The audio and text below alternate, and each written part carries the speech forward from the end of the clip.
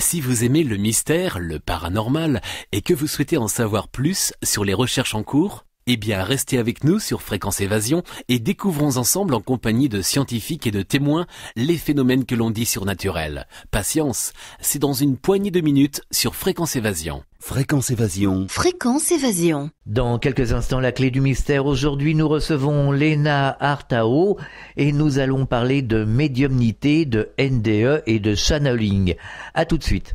Enfin, il existe une radio dynamique et proche de ses auditeurs. C'est Fréquence Évasion, la radio du Grand Sud sur le web. Écoutez la différence. La météo en France dans notre Grand Sud. Quel temps fait-il en Midi-Pyrénées, Languedoc-Roussillon et Provence-Alpes-Côte d'Azur? Pour le savoir, cliquez sur Météo. Chaque jour, Fréquence Évasion vous offre la météo grâce à Météo France.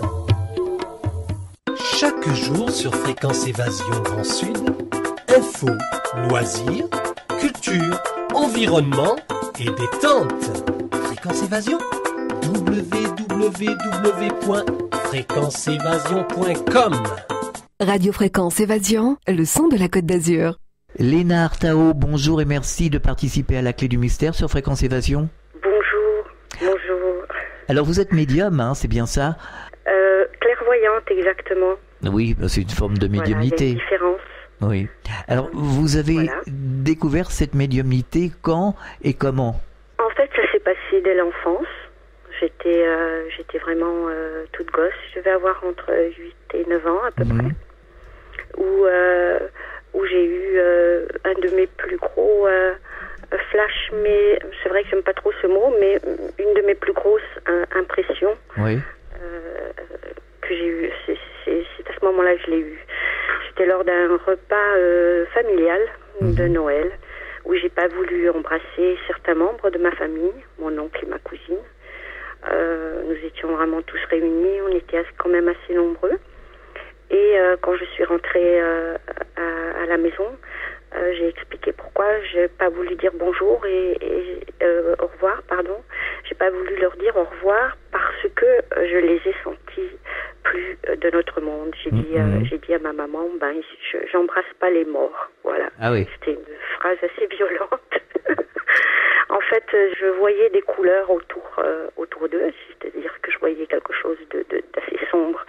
C'était dans les bordeaux marrons et ça tournoyait. Et ça me faisait peur. Donc voilà, c'était juste une impression de gosse que j'ai osé formuler, mais que je me suis empressée très vite d'occulter par la suite tous les petits phénomènes un peu comme ça. Mais j'ai quand même eu la famille qui, petit à petit, me demandait mes impressions parce que j'avais toujours des faits comme ça un peu troublants.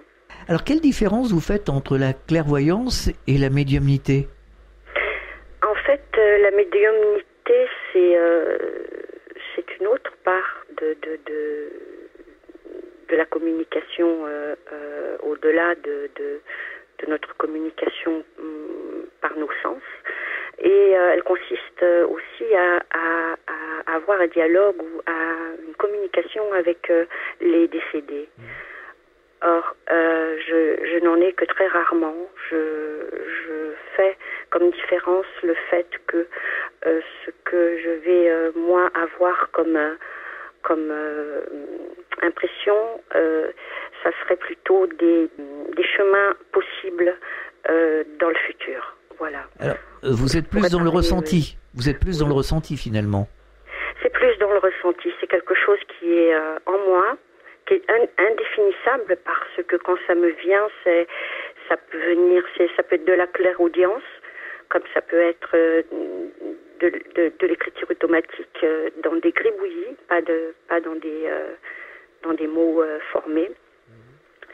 Et voilà, c'est pour ça que je peux pas trop parler de flash parce que ce sont pas des images qui sont comme on voit dans les films. C'est vraiment on pourrait dire que je pourrais avoir une lecture du schéma. Moi, je me considère plus comme faisant partie de ces personnes qui pourraient facilement lire des schémas chez les gens et là on est un peu dans le quantique. On pourrait voir les possibilités si la personne n'utilise pas son libre arbitre. On pourrait la voir soit dériver, soit être au mieux de sa route. Et ça, je pense que ce sont simplement des choses qui sont innées, elles sont au fond de nous. On est tous un peu comme ça. Mais alors, de temps en temps, quand même, vous avez ce qu'on appelle, il faut bien appeler un chat, hein, la médiumnité qui s'exprime. C'est-à-dire, vous me disiez tout à l'heure que vous aviez de temps en temps des contacts avec les décédés. Donc, vous les voyez à ce moment-là. Et est-ce que j'ai vu mon papa récemment, qui est disparu en 2008. Et je l'ai vu pas tel qu'on pourrait le voir dans la vie courante. Quand on a connu des personnes, on les voit pas forcément comme ça. Moi, c'était très vaporeux, c'était plus de l'ordre de quelque chose de plasmatique, en fait. Et de temps en temps, j'ai une communication avec lui, mais elle se fait pas par des mots. Elle est un peu plus télépathique. Télépathique, oui. Voilà. Mais vous l'entendez quand même? Vous l'entendez bien Oui, je l'entends bien, c'est vrai. C'est vrai que j'entends bien ce qu'il me dit. J'arrive à comprendre quand il faut que je bouge d'une pièce plutôt que de rester dans une autre. Tout ça, j'ai l'impression de sentir. C'est un peu par frisson sur moi quand je sais qu'il ne faut pas que je reste dans un endroit plutôt qu'un autre. Et bien là, je vais sentir comme si mon père attirait mon attention pour que je me dirige vers autre chose. Parce que quand on parle de messages télépathiques, finalement, moi j'en ai entendu deux messages, finalement on les entend aussi fort que comme on se parle en ce moment, sauf qu'on les entend pas vraiment par les oreilles, on les entend en nous, mais aussi fort. Voilà, c'est pour ça que c'est difficile de parler à travers et de traduire ça par des sens que tout le monde connaît. La plupart du temps, je suis souvent contactée, mais dans les rêves.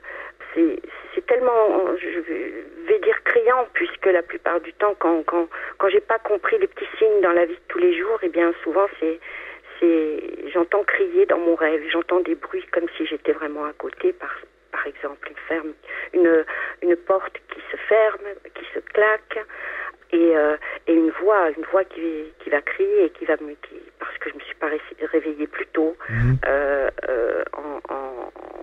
en acte et qui va me dire bien maintenant il faut bouger, il faut y aller. Et voilà, on fait la différence entre un rêve qu'on a habituellement et un rêve qu'on a vécu. Voilà, moi j'appellerais ça un rêve qu'on a vécu. Enfin, ça, vous voulez dire des messages qui vous sont adressés pendant le rêve? Oui, puisque on a une autre vie un peu dans les rêves. J'ai beaucoup pratiqué sans le savoir les sorties hors du corps, surtout dans l'enfance.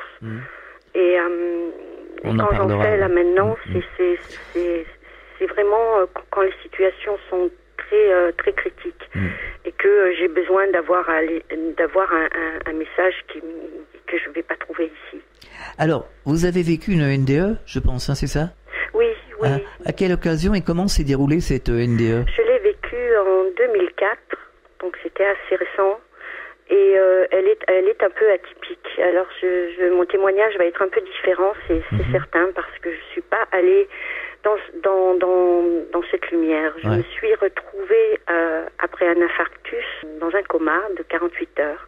Et je pensais que mon intervention cardiaque n'avait duré qu'1 heure. Donc je disais à tout le monde, c'est super, je vais bien m'en remettre. L'opération a duré qu'1 heure. Et ensuite, j'ai compris par la suite que tout ce que j'entendais, tout ce que je voyais n'était qu'en fait que ce que j'avais reçu et ce que j'avais vu pendant ces 48 heures. Et en fait, je me suis retrouvée dans la terre. Voilà, j'étais en terre. Et là, j'ai compris tout le sens de la phrase « si j'ai quelqu'un », parce que c'est vraiment, c'est le repos total. Voilà, moi je pense que j'ai récupéré une grosse partie des énergies ici, et puis ensuite des voix qui me disaient que j'avais pas fini mon travail, qu'il fallait que je redescende, et des visions. Mais j'ai vu mes enfants, mes 2 enfants sur une tombe. Ça encore une fois, je pense que c'était une vision éventuelle de l'enterrement, puisque d'ailleurs ça m'avait choquée, puisque je me suis dit mais comment une tombe, je voulais être incinérée. Donc c'est évident que j'ai eu en message que ce qui allait arriver en fonction de la situation dans laquelle j'étais. Est-ce que c'est pas un peu symbolique ce que vous avez vécu lors de cette NDE? Parce qu'en général, les personnes passent dans la lumière. Voilà, mais toutes les NDE sont d'ordre symbolique. Oui. Si on n'en retire aucun message en revenant, c'est que on n'a pas compris la chance qu'on nous donnait de revenir. Voilà. Contrairement à ce que vous avez vécu, ça semble pas très agréable. Non, c'est vrai que c'était pas très agréable, mais elles ne sont pas toutes, les NDE ne sont pas toutes idylliques. C'est certain que il y a des stades qu'on franchit, et moi je suis revenue avant la lumière, parce que moi la lumière on m'avait fait comprendre que je devais la propager sur Terre. Je devais simplement donner l'amour que je devais donner toute la lumière, tout abattre absolument toutes les grilles qu'on nous avait imposées pour pouvoir faire ce que j'avais à faire. J'ai pas eu accès à cette lumière au-delà, parce que ma mission était de revenir pour en faire part de cette lumière, même si ma NDE n'est pas typique. L'important, c'est les messages qu'on a reçus pendant ce temps. Bien sûr. Quelle importance d'avoir vu la lumière ou non. La lumière, on va la voir, on va la percevoir quand on a franchi un certain stade de la NDE. Mais est-ce que vous ne l'avez pas perçu au loin? Il y a certaines personnes qui s'en sont approchées, mais qui l'a laissé au loin. Ça, oui, je l'ai perçu au loin.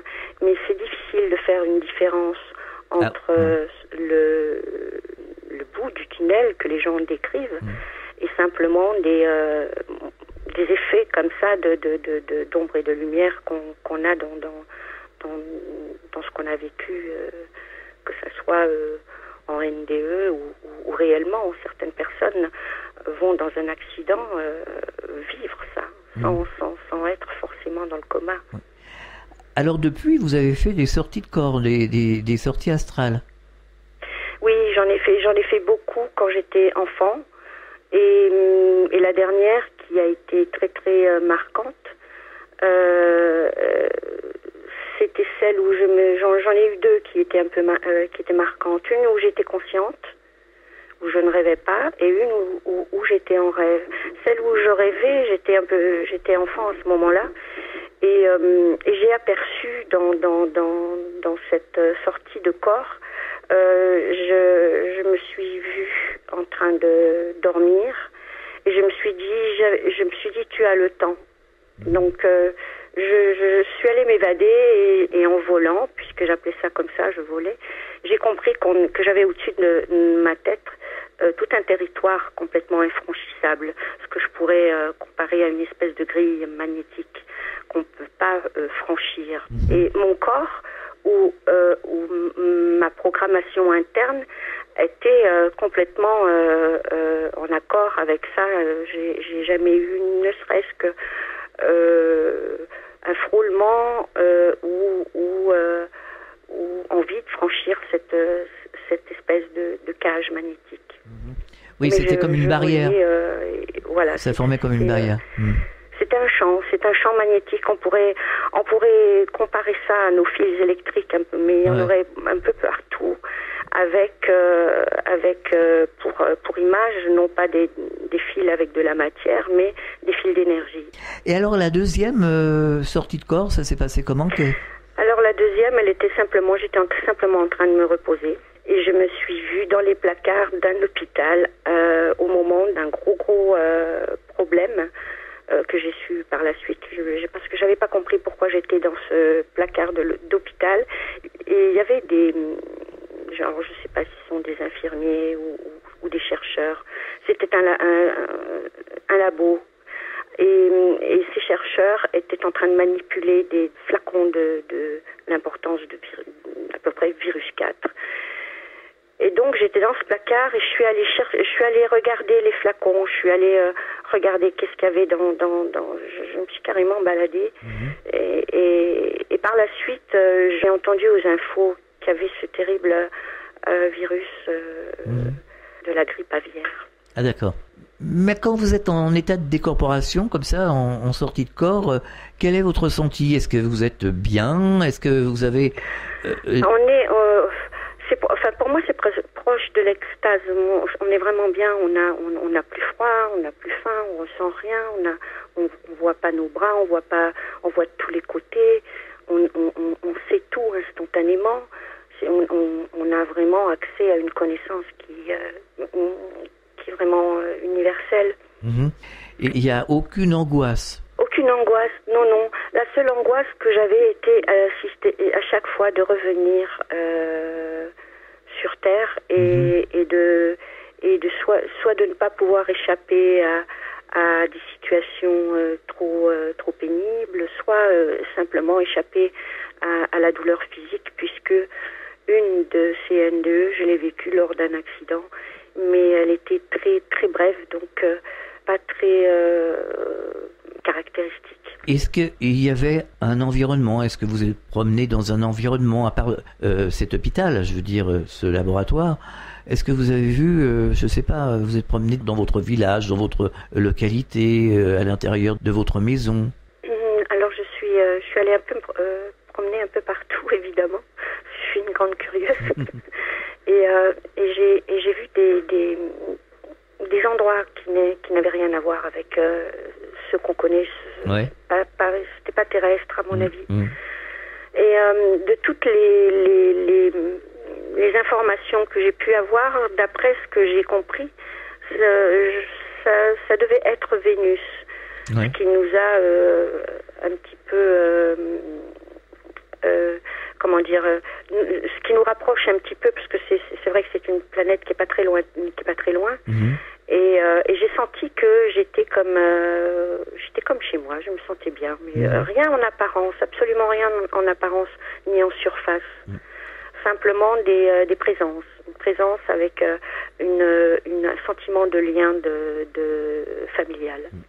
Alors justement, nous avons reçu Anne Givaudan à ce micro, qui nous expliquait, alors elle sort visiblement assez régulièrement de son corps, elle nous expliquait qu'elle partait visiter les planètes, notamment elle nous a cité Vénus, et elle nous a dit que on croyait que les planètes n'étaient pas toutes habitées, parce que on était dans nous ici sur la Terre dans la 3e dimension.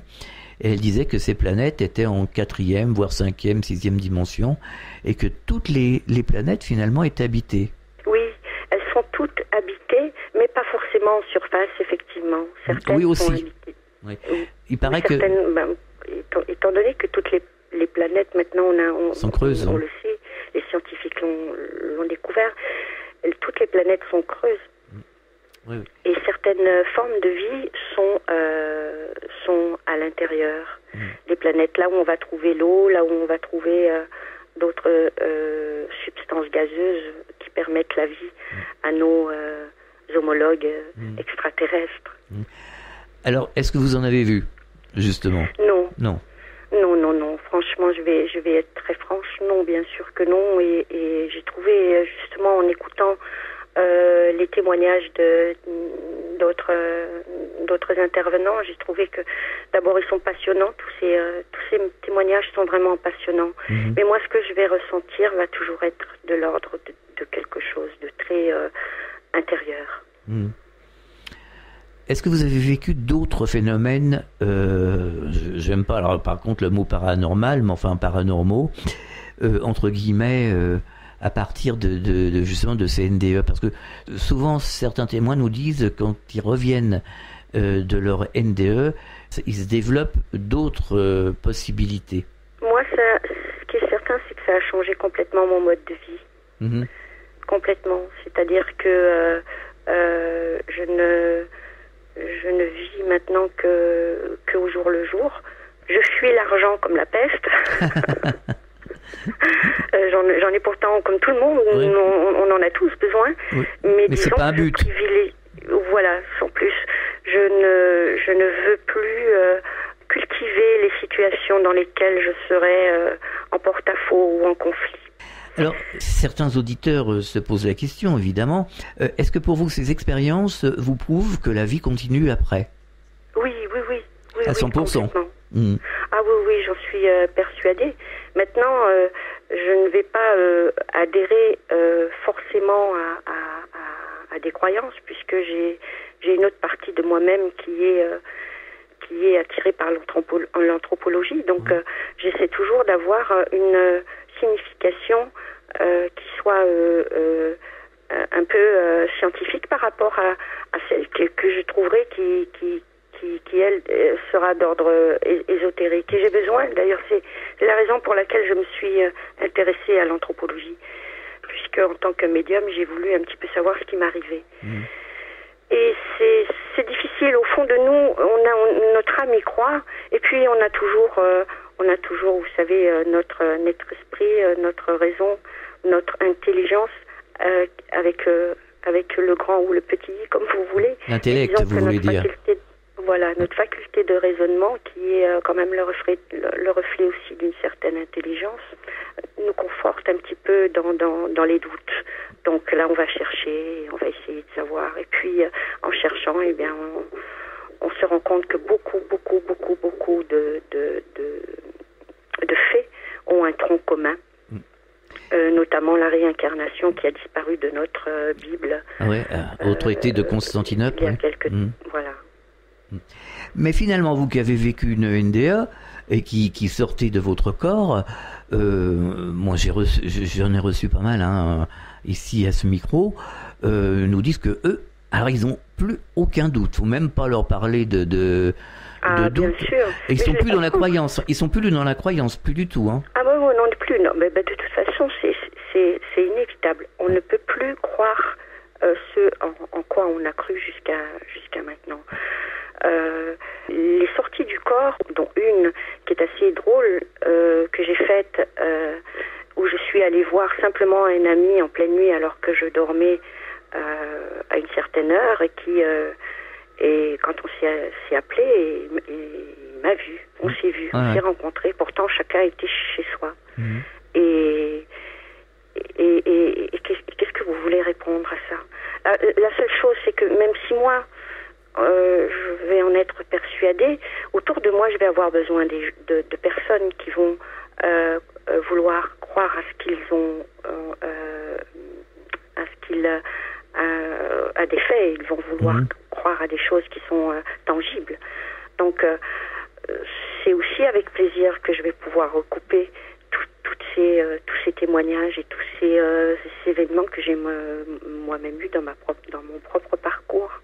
Et quelque part, est-ce qu'on ne s'est pas formaté? Alors, est-ce que à la naissance, on vous formate pas pour oublier justement ce qui nous fait qu'on oublie tout, l'essentiel de nous-mêmes, quoi. Oui, normalement, mais on a quand même une catégorie de personnes dont je fais partie, c'est-à-dire les indigos, qui eux ont une espèce de croyance intérieure. Moi, c'est pour ça que je vous dis, je me sens plus. Je vais pas parler de croyance. Je vais parler d'être en harmonie et des certitudes plutôt.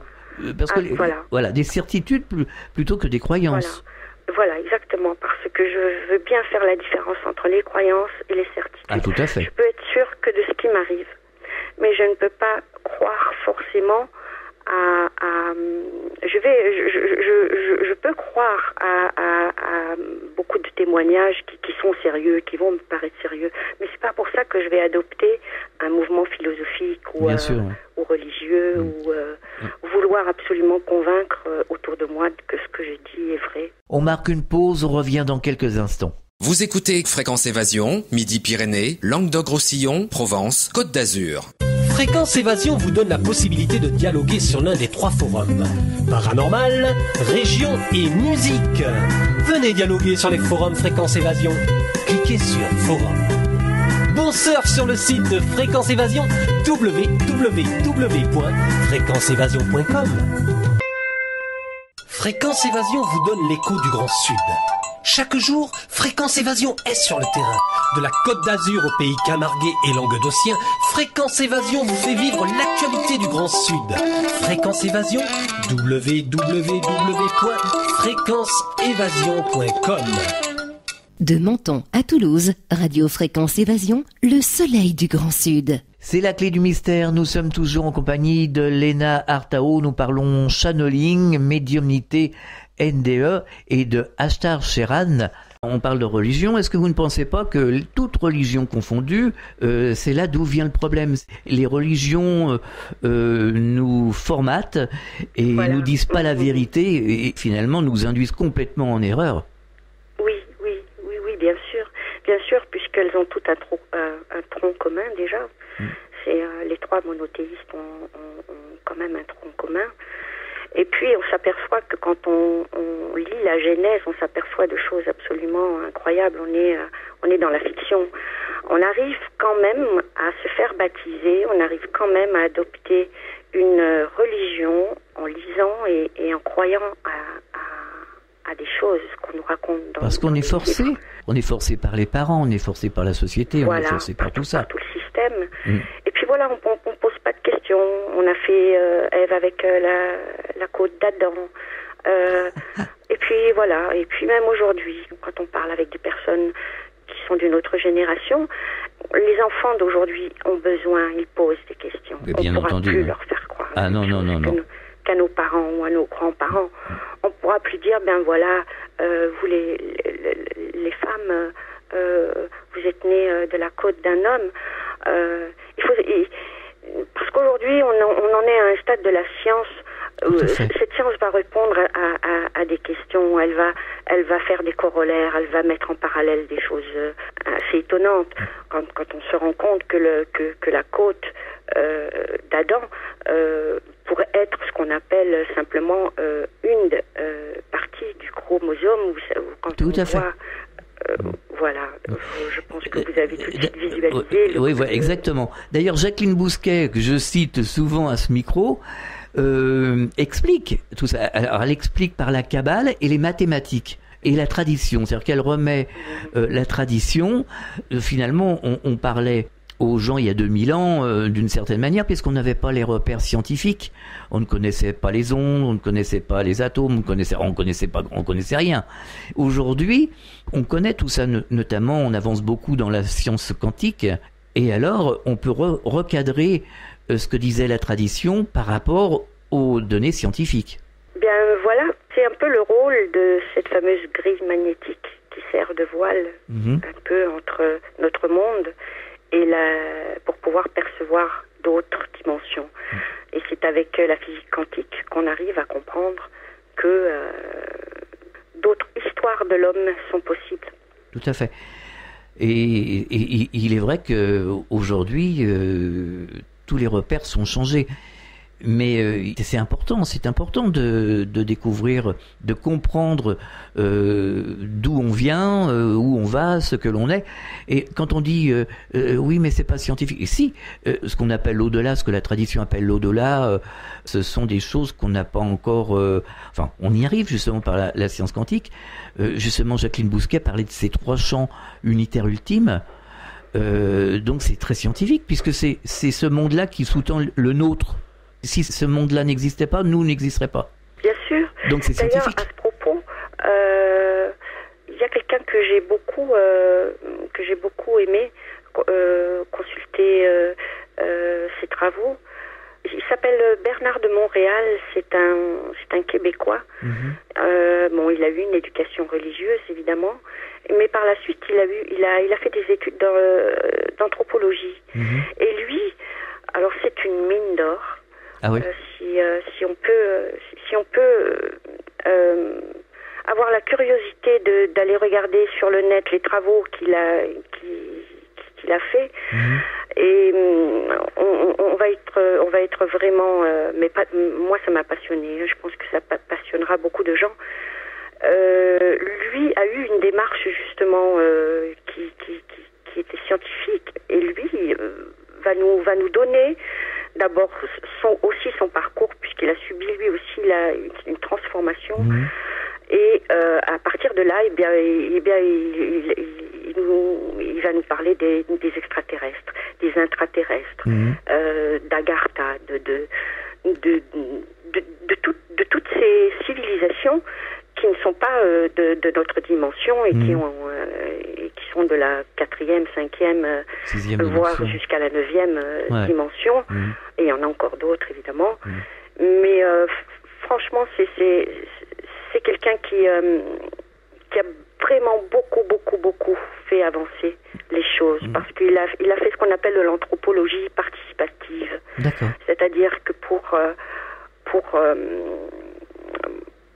connaître un sujet, il faudrait être un minimum de 2 ans sur le terrain.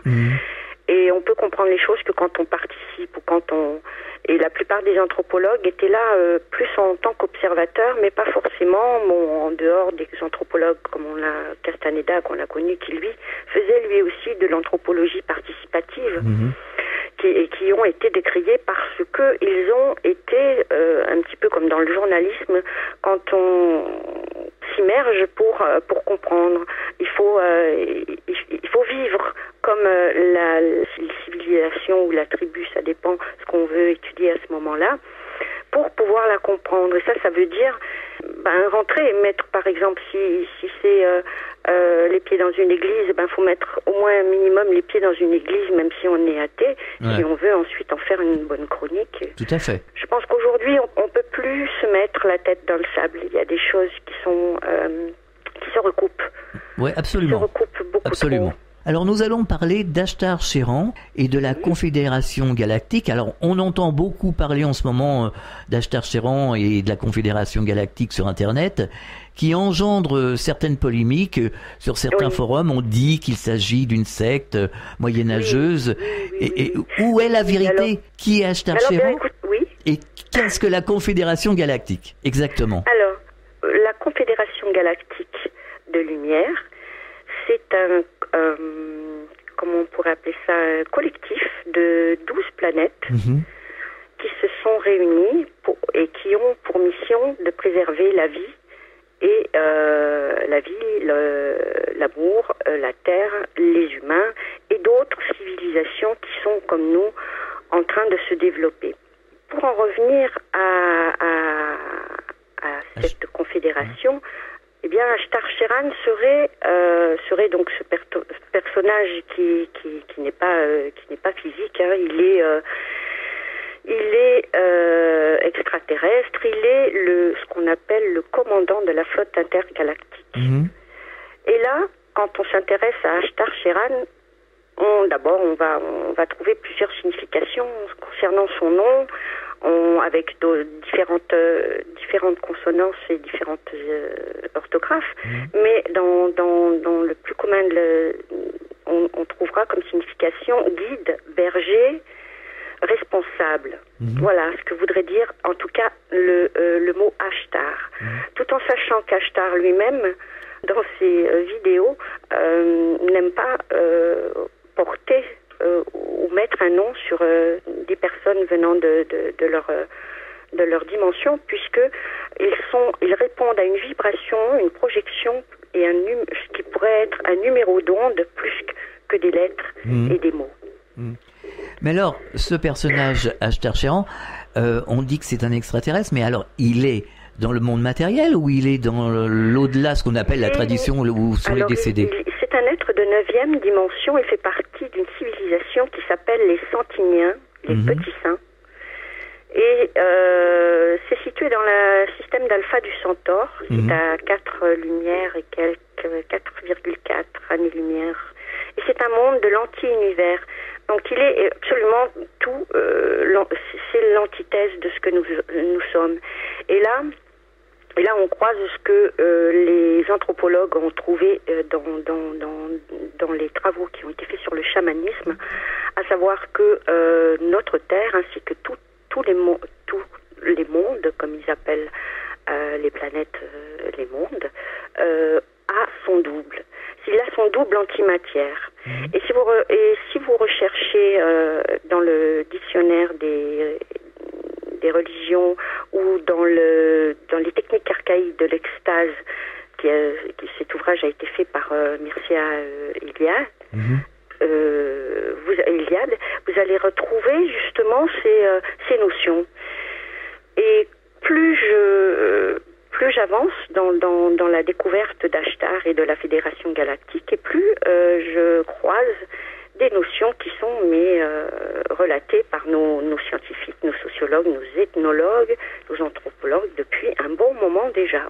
Mais comment l'avez-vous découvert ? Je l'ai découvert justement parce que quand j'ai fini ma petite licence d'anthropologie à Paris, parce que, comme je vous le disais tout à l'heure, je voulais essayer de comprendre ce que c'était que la voyance et ce que pouvait être l'humain dans sa forme complète et holistique. Donc on a abordé beaucoup de sujets qui étaient de l'ordre des religions, des croyances, des sectes. On a étudié beaucoup de choses comme différentes formes de chamanisme, enfin toutes ces choses qui pourraient vous paraître paranormales, y compris les mythes et la sorcellerie. Donc tous ces sujets m'ont aidé à essayer de comprendre ce que moi je ressentais et par curiosité, puisque j'avais déjà à ce moment-là fait un petit travail sur les sectes, j'ai croisé Ashtar Sheran qui fait partie de cette fraternité blanche universelle et qui est décrite dans la commission parlementaire sur les sectes en 95 comme une école initiatique proposant un ésotérisme syncrétique, donc qui reprend la religion, fondée sur l'adoration du soleil, les lois du karma et la gérie, la galvanoplastie spirituelle. Mais ce qu'il ne faut pas oublier, c'est que nous sommes nous-mêmes dans une grande secte qui a réussi. Ah oui. Donc, et le propre d'une secte est toujours de dire ou de dénoncer une autre comme étant une secte. Oui. Donc à partir de là, c'est pour ça que je vous dis, il faut mettre tous les préjugés de côté, toutes les croyances pour pouvoir essayer de comprendre quelque chose, parce que sinon on ne pourra pas faire ses propres recherches si on est trop dans le catholicisme ou autre religion. Tout à fait. Mais on n'y sera pas trop perdu, puisque on se rend compte que les sectes, les dites sectes, reprennent beaucoup de notions qui existaient avant la Bible. C'est pour ça qu'on parle de syncrétisme et de notions qui appartenaient, en tous les cas en ce qui concerne Ashtar Sheran et la Fédération Galactique, qui remontent à des croyances celtiques, avec Odin qui serait donc lui-même vénusien et qui aurait contacté pas mal de nos personnes médiums et autres. Eh bien, on se rend compte que finalement, dans ce fameux rapport de commission parlementaire sur les sectes en France, on n'a pas grand-chose qui va définir les sectes, en dehors du fait qu'elles naissent souvent d'une association. Mais on n'a pas, comme dans le christianisme, des rituels, des baptêmes, des églises. On a peut-être des communautés, ce que je trouve tout à fait normal, puisque si les gens se sentent quelque chose en commun, ils vont se réunir, ils vont faire des associations, que ce soit dans le golf, peu importe ce qu'on aura choisi qui nous passionne. Et là, on n'a pas d'église, on n'a pas de rituel, on n'a pas de baptême vénusien ou voilà. Donc, encore une fois, il faut faire très très attention à la désinformation, à ce qu'on... Et sur Terre, il y a des gens qui ont relaté et d'autres qui ont frelaté les Tout à fait, oui. Donc, je crois que si on veut connaître nos origines, si on veut savoir qui on est, moi en tant qu'indigo, voyante, avec ma petite part participative en anthropologie pour la Fédération Galactique, puisque j'ai trouvé que le message, en tous les cas, était suffisant pour moi pour que je m'y intéresse, et que on a quand même des messages très humanistes qui nous viennent de la Fédération Galactique. Elle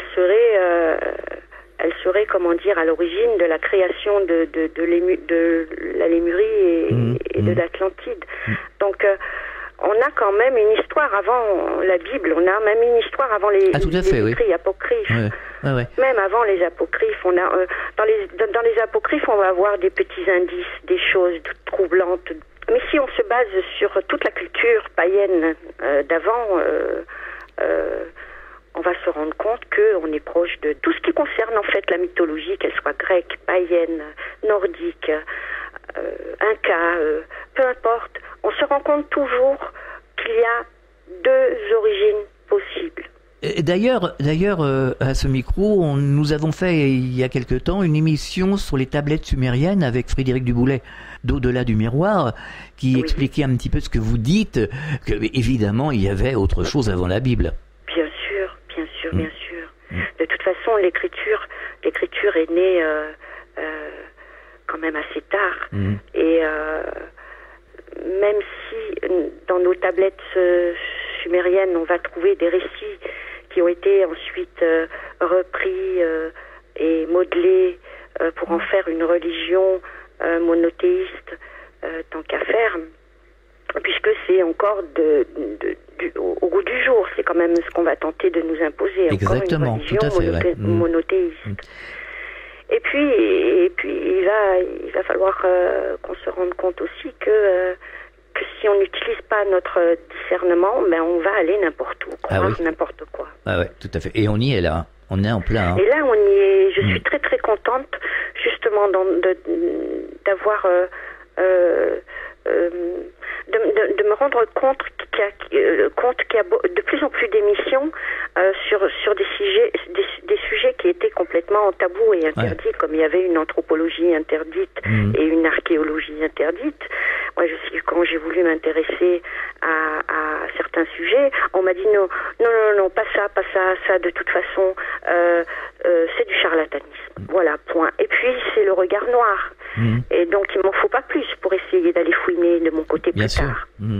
Alors, il faudrait redéfinir, justement, parce que dans la tête des gens, les sectes, c'est un peu flou, quoique certaines personnes ont une certaine notion du mot secte, à savoir que une secte, c'est un courant de pensée qui reprend les choses, ça peut être le spirituel, en général ça s'est basé sur le spirituel, mais à des fins commerciales ou pour faire du mal à quelqu'un. Voilà, la base. Ça c'est le problème, c'est pour ça que je parlais de discernement tout à l'heure. On n'a pas encore réussi à donner une réelle définition du mot secte, en dehors de ce qu'elle contient derrière son mot, son nom. C'est-à-dire que sectaré veut dire couper. Oui. Couper d'un courant qui est en place. Et à partir de là, voilà ce que c'est qu'une secte.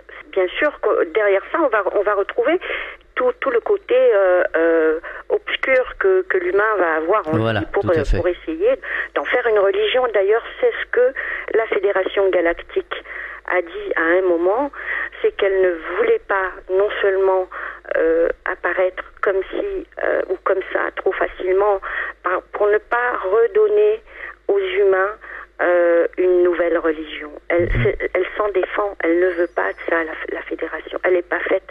C'est comme nous, on a l'ONU, eux ils ont une alliance, ils ont leur éthique, leur dogme, et ils n'ont pas besoin d'abord.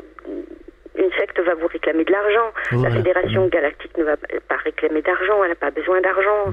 Ce sont des personnes qui ont des milliers d'années d'avance technologiquement. Et s'ils avaient voulu de l'argent, mais il y a longtemps, qu'ils en auraient pris d'une manière ou d'une autre, ne serait-ce que à commencer par l'or qu'on a sur notre Terre. Or, c'est pas la Fédération Galactique qui est venue piller l'or sur Terre, mais les Anunnaki. Donc, on nage en plein de troubles. C'est pour ça que c'est le chaos. C'est le chaos, oui. C'est le chaos, vraiment.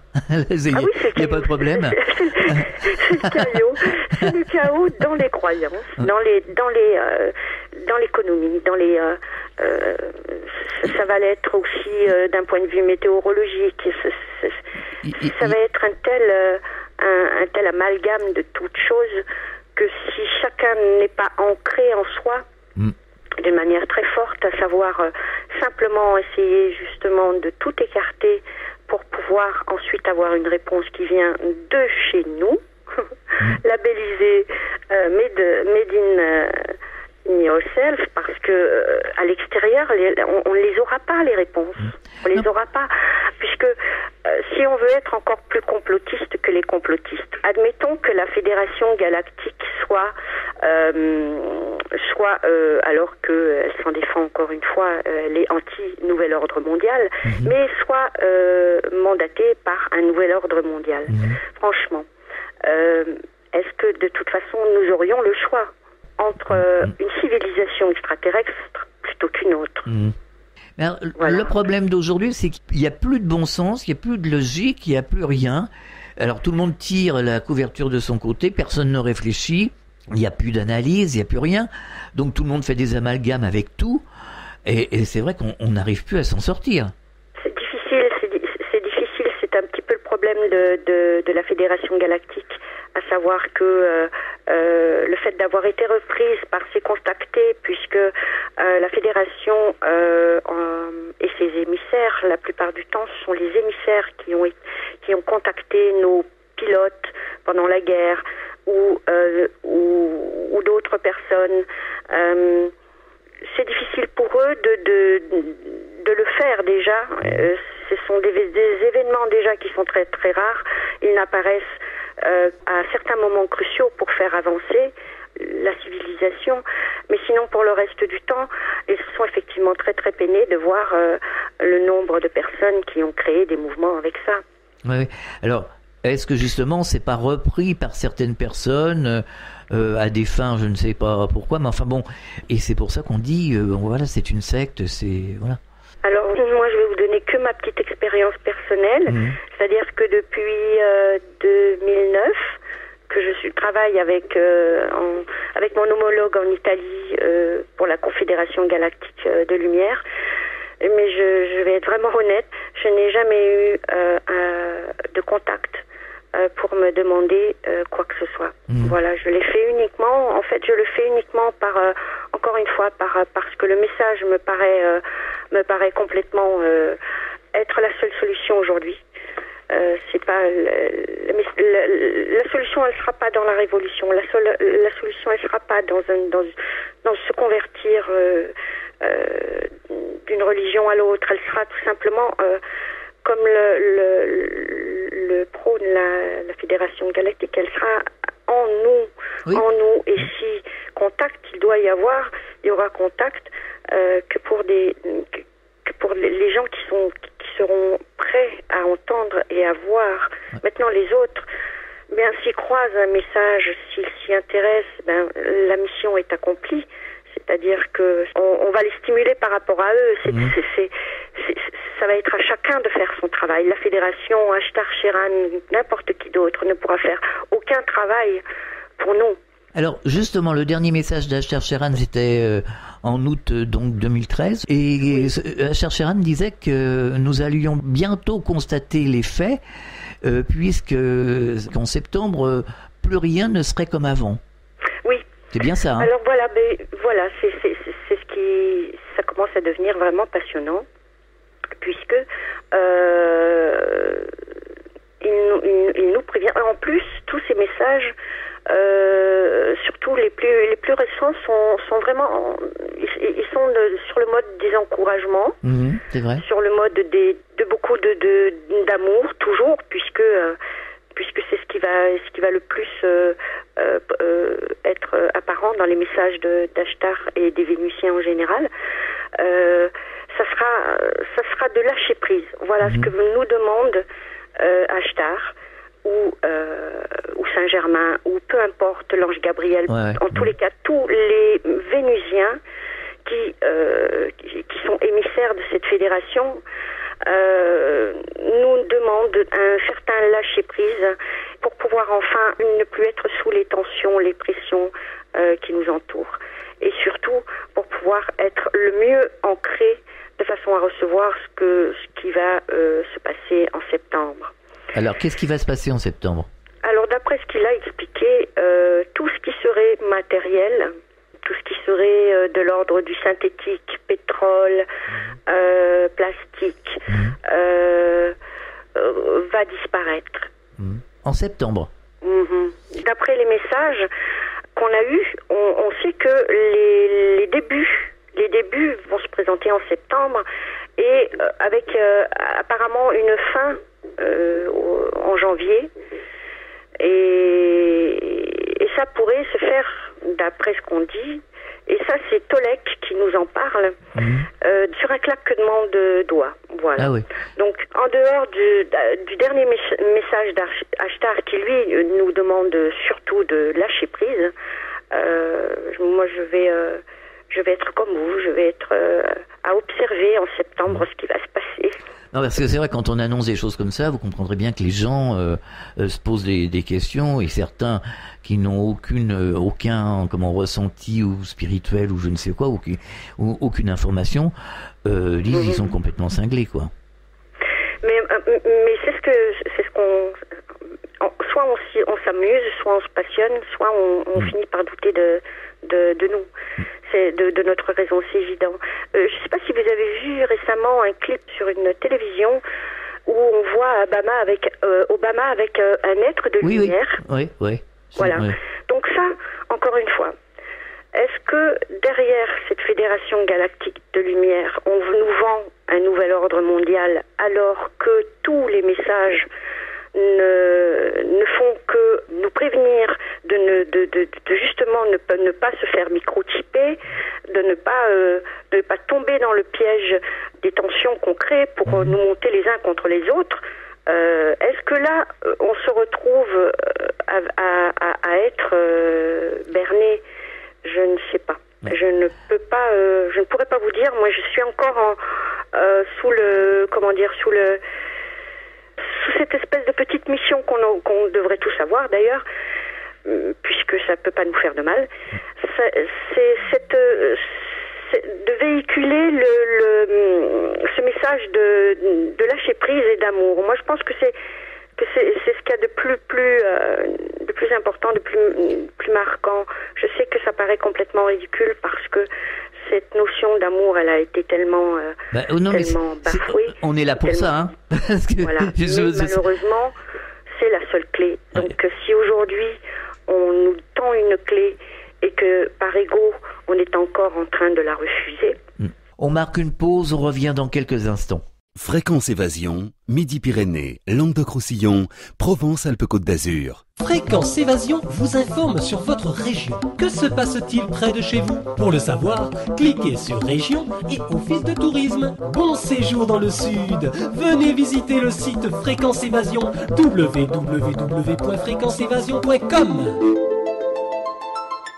Venez découvrir la cuisine et les recettes du Grand Sud. De la Corse à la Provence, du Languedoc au pays toulousain, toutes les recettes du terroir vous sont proposées sur le site de Fréquence Évasion. Cliquez sur Programme et Cuisine. Bon appétit avec Fréquence Évasion. www.fréquenceévasion.com. Partout dans le Grand Sud, Fréquence Évasion. C'est la clé du mystère. Nous sommes toujours en compagnie de Léna Artao. Nous parlons channeling, médiumnité, NDE. Et dans le message de Chercheran, il disait que on avait demandé, enfin je sais pas quand il dit on, je ne sais pas qui, mais enfin bon, je suppose la population terrestre, on avait demandé des recours et aujourd'hui c'était terminé, il n'y avait plus de recours possible. Oui, il y a plus effectivement, et c'est la dernière chance qu'on nous donnerait pour vite se caler sur des vibrations où il faudra effacer notre histoire personnelle, comme le disent les Indiens Yaqui, et gommer toute rancune, pardonner. C'est la seule façon qu'on aura de se retrouver dans cet état qui nous prédispose à évoluer et changer et faire cette transition avec la Terre dans les dimensions supérieures. Vous voyez justement dans quel état se trouve la planète, la Terre. Il y a la guerre partout, les gens se plantent un couteau dans le dos à chaque instant. Comment c'est possible que les gens prennent conscience? Qu'est-ce qui va se passer justement pour ceux qui ne prennent pas conscience et qui vont continuer inévitablement? Eh bien, ceux-ci seront, d'après ce que dit la Fédération Galactique, seront bifurqués sur d'autres plantes, pas terrestres, mais semblables à la Terre en tous les cas, qui seront qui seront toujours dans la dimension matérielle.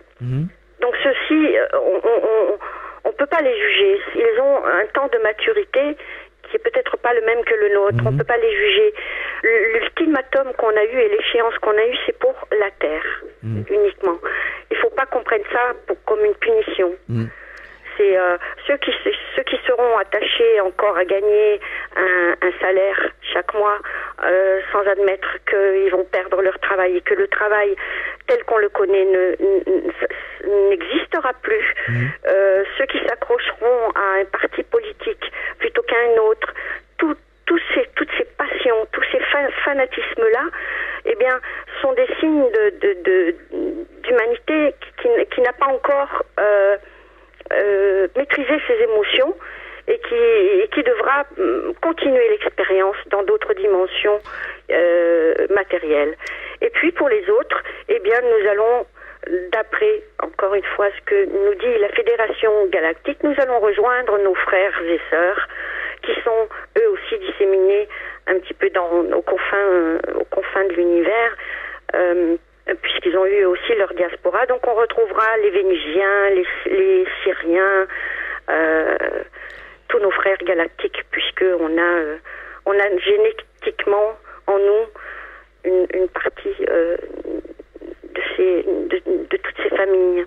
Alors concrètement, aujourd'hui, comment ça va se passer? Parce qu'aujourd'hui, on est tous sur la même planète, ici et maintenant. Et finalement, qu'est-ce qui va se passer pour ces gens?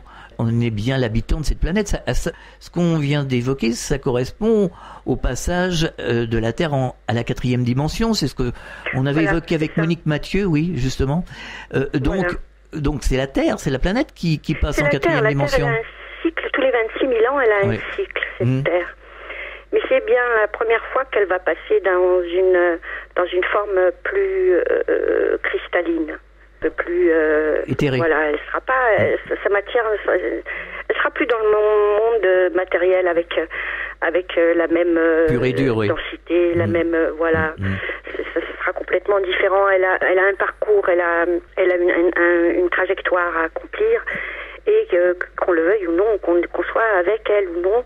Elle le fera, elle est en train et ça veut dire que beaucoup de radiations arriveront en septembre et beaucoup ne supporteront pas. Et là, on verra, comme on a vu, les oiseaux, les poissons, certains règnes sombrer d'une manière ou d'une autre sur la planète. Eh bien, ça sera pareil pour l'humain, c'est-à-dire qu'on ne va pas échapper non plus à ces programmations qui sont des programmations vibratoires et magnétiques. Et si les oiseaux ou certains animaux qui ont en eux, ça on le sait, de la magnétique pour pouvoir se diriger, pour pouvoir faire leur migration, c'est quand on en arrive à changer ces données-là, eh bien il se passe quoi? Il va se passer comme un avion va perdre ses coordonnées au-dessus d'une zone qui va brouiller ces données, eh bien ça va être pareil. Les oiseaux vont eux avoir leur magnétique complètement déboussolée et puis soit qui sera plus active, et là on va les voir, ils seront plus en vol, ils tomberont. C'est là qu'on les voit succomber à l'attraction terrestre. D'autres sont des doses tellement fortes que ça les tue sur le coup. Voilà, ce sont de toute façon la Terre va toujours porter avec elle les espèces qui vont s'adapter à sa nouvelle forme, sa nouvelle densité. Donc ça correspond au changement de fréquence de la Terre depuis déjà de nombreuses années. Et puis ça me fait penser aussi à Jacqueline Bousquet, je le précise pour ceux qui la connaissent pas, qui est une scientifique, hein, bien entendu, et qui nous disait que au fur et à mesure qu'on élevait nos pensées, que nos ADN changeaient en même temps. Exactement. Oui, c'est bien sûr, c'est pour ça que les messages d'amour sont véhiculés. Parce que c'est cette fameuse clé qui ne peut que nous emmener dans cet état vibratoire. Il faut être complètement en accord avec ce qui se passe pour pouvoir survivre. Dès qu'on lutte, c'est pas possible autrement que de soit passer le cap, soit simplement disparaître.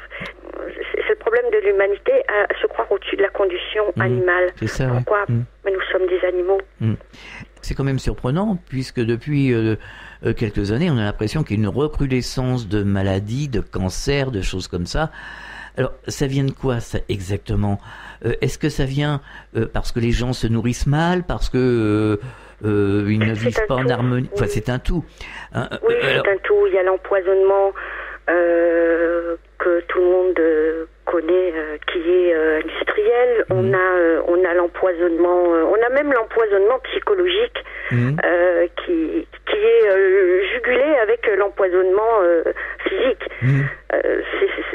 C'est absolument incroyable de voir qu'un monde va être régi par une grande industrie alimentaire, agroalimentaire, qui va nous forcer à manger ce qu'on décidait, qu'on va être bientôt comme les poulets, c'est grave, hein. Poules, à qui on va donner le maïs, et ça sera celui-ci et pas un autre. Donc, bien sûr que tout est fait parce que nous sommes un peu le troupeau, hein, puisque on a été créés.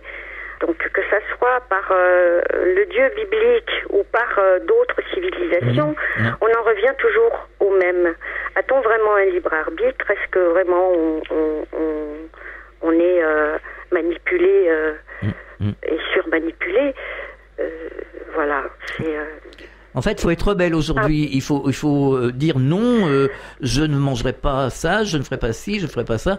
Je pense que rebelle, si on est rebelle en soi, c'est bien. Après, le mode d'exprimer sa rébellion va être différente selon les gens, et je pense que sinon on n'aurait pas des mouvements comme Anonymous qui ne pas adhérer, ne pas adhérer à la pensée unique, ne pas adhérer à je vous fais manger ci ou je vous fais manger ça. Je crois beaucoup plus à un boycott personnel de chacun qui va nous faire un boycott en masse, plutôt que de descendre forcément dans la rue tout à fait. Et de nourrir les grégores de la violence, du sang et de la guerre. Donc je suis persuadée que des possibilités d'action, il y en aura. D'abord et d'un, tout a commencé, ne serait-ce que au niveau divulgation. Beaucoup de choses se sont révélées. On voit qu'on est dans ces temps apocalyptiques, puisque c'est ce que ça veut dire. L'apocalypse, ça veut dire révélation. Donc on est dans ces temps-là. On apprend toutes sortes de vérités dans tous les domaines. Il n'y a pas un domaine qui n'est pas touché. C'est vrai. Et c'est global. C'est même pas. C'est global. C'est interplanétaire. Je dis interplanétaire parce que c'est pareil. Il y a quand même eu des conflits qui remontent à des civilisations avant la nôtre, et finalement on retrouve ce même conflit aujourd'hui entre la cabale noire et la Fédération galactique de lumière. Parce qu'on voit bien que les dirigeants ne gèrent plus rien. On nous raconte des histoires à 3 francs 6 sous, même qu'un enfant de 3 ans ne croirait pas. Tous les jours au journal de 20h à la télé. Donc c'est pour ça que de plus en plus, moi j'entends des gens qui disent moi je veux plus regarder la télévision, c'est terminé, ça va quoi. Et en réalité ils ne gèrent plus rien. Non. D'autant plus qu'il y a un gros effort aussi pour faire peur énormément à la population, puisqu'il y a beaucoup de il y a beaucoup d'expériences qui sont cachées et qui sont faites sur des jeunes adolescents qu'on va retrouver dans des lycées à faire des bêtises, plus que des bêtises, des horreurs. Ouais. Mais je veux dire, ça vient pas comme ça.